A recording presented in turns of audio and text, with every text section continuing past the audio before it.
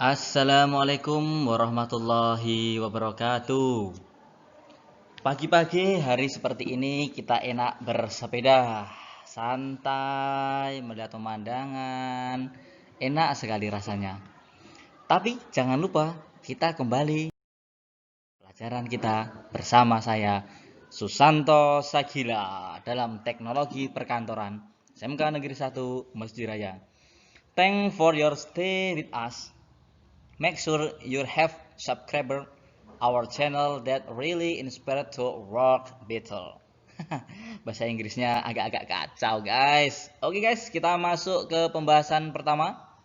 Di sini tempatnya para pelajar duduk manis sambil ngobrolin pelajaran. Materi kita kali ini adalah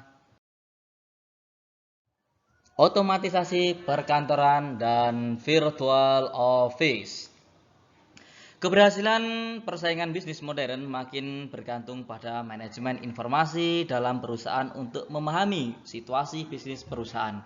Untuk menguasai proses setiap pekerjaan dan semua jenis data, guna membuat pengaturan yang tepat, pendapat, dan mengurangi pengeluaran bagi perusahaan untuk mendapatkan keuntungan yang lebih. Di sini ada otomatisasi perkantoran. Otomatisasi perkantoran, asal mula otomatisasi perkantoran di awal tahun 1960-an ketika IMB menciptakan istilah World Processing untuk menjelaskan kegiatan, definisi, mesin ketik listrik. Dulu tuh mesin ketik listrik. Awas guys, setrum kalau ada listrik.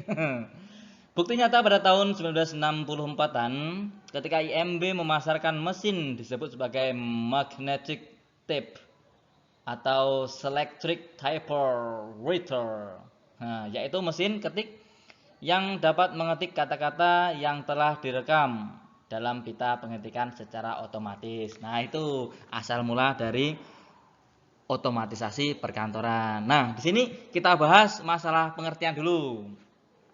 Pengertian dari otomatisasi perkantoran adalah semua sistem informasi formal dan informal, terutama yang berkaitan dengan komunikasi, informasi kepada dan dari orang yang berada di dalam maupun di luar perusahaan. Itu pengertiannya, guys ya. Dengan kata lain, otomatisasi perkantoran merupakan sebuah rencana untuk menggabungkan teknologi tinggi melalui perbaikan proses pelaksanaan pekerjaan. Otomatisasi perkantoran mencakup semua sistem elektronik formal dan informal yang berkaitan dengan komunikasi informal dari orang-orang di dalam maupun di luar perusahaan. Sistem elektronik formal dimaksud sebagai kegiatan perkantoran yang didokumentasikan dengan suatu prosedur tertulis. Kemudian ada manfaat dari otomatisasi perkantoran. Otomatisasi perkantoran merupakan kaitan berbagai komponen dalam menangani informasi mulai dari input hingga distribusi dengan memanfaatkan bantuan teknologi secara optimal dan campur tangan manusia secara minimal. Wow, kalau teknologi semakin berkembang nanti mungkin bisa membuat robot ya guys ya. Robot terus kita ya minimal kita bisa buat Doraemon lah guys. Penerapan otomasi perkantoran yang tepat guna selain dapat meningkatkan produktivitas kantor juga dapat meringankan pekerjaan pegawai yang menggunakan peralatan elektronik tersebut. Manfaat yang dapat diperoleh perusahaan dalam pemanfaatan sistem otomatisasi perkantoran antara lain sebagai berikut. Yang pertama, otomatisasi perkantoran membuat informasi menjadi lebih murah dan mudah digunakan, dipindahkan, dan dirawat.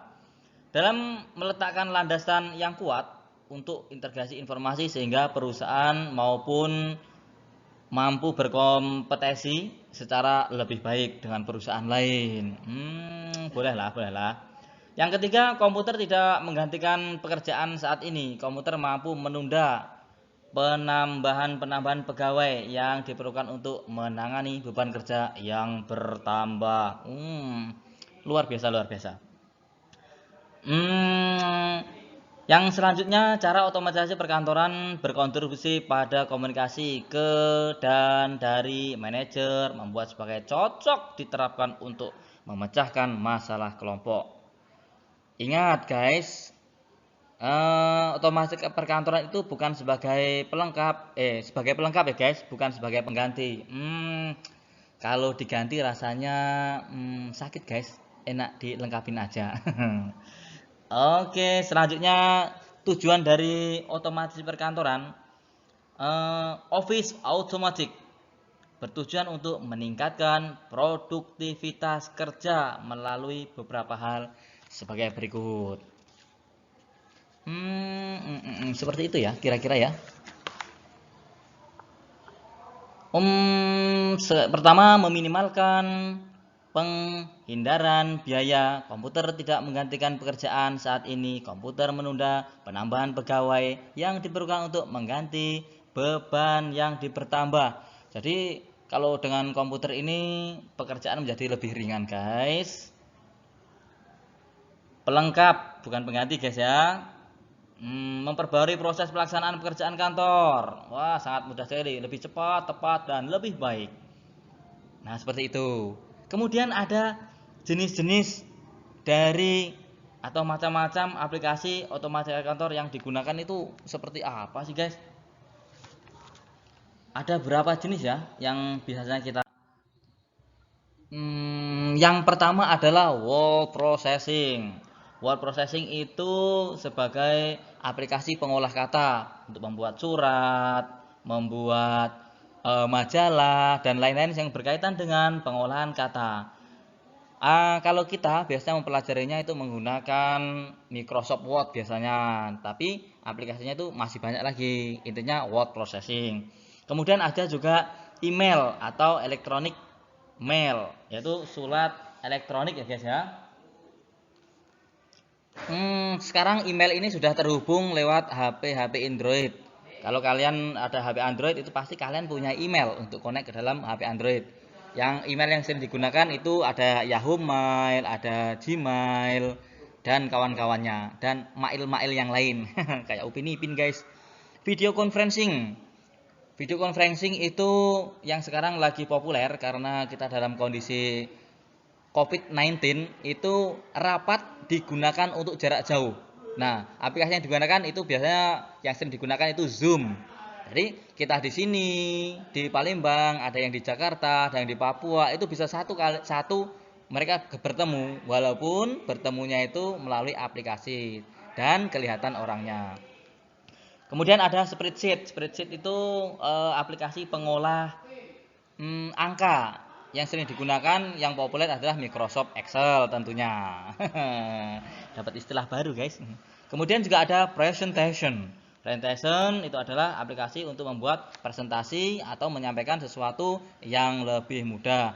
Aplikasi yang sering digunakan biasanya itu adalah Microsoft Office PowerPoint ya. PowerPoint itu sering digunakan untuk presentasi.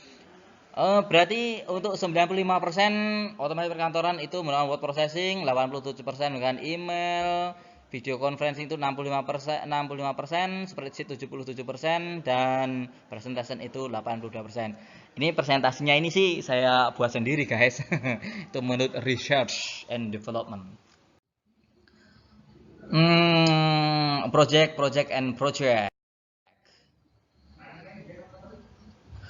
Siapa sih yang biasanya sering menggunakan otomatis perkantoran? Yang pertama adalah manajer, yang kedua adalah profesional, sekretaris, pegawai administratif. Manajer tuh apa sih? Profesional tuh apa sih? Sekretaris apa sih? Pegawai administratif apa sih? Nah, silahkan jawaban dari pertanyaan saya ini, apakah manajer itu, apakah profesional, apakah sekretaris, apakah pegawai administratif, silahkan kalian ketik di kolom komentar. Oke, demikian video dari saya. Semoga bermanfaat. Jangan lupa jaga kesehatan, belajar di rumah. Thanks for your attention, thanks for your watching. Oke, dalam Susanto Sakira menatap Cakrawala. Assalamualaikum warahmatullahi wabarakatuh.